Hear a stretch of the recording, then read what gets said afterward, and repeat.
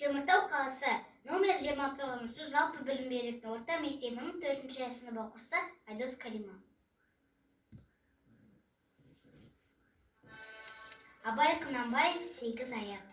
Алыстан сермеп, жүректен термеп, шымырлап бойға жайылған, қиуатан шауып, қисынын тауып, тағына жетіп қайырған, толғау тоқсан қызыл тіл, сөйлеймін десең, өзің біл.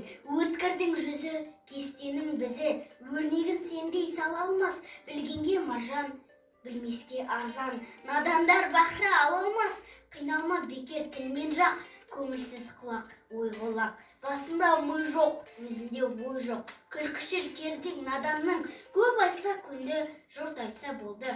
Әдеті надан адамның, бойда қайрат, ойда көз, болмаған соң айтпа сөз, қайнайды қаның, ашиды жанын, жігерлен сілкін, қайраттан беркін, деп насихат бергенде, ұятсыз арсыз салтынан, қалғып кетер артыңнан.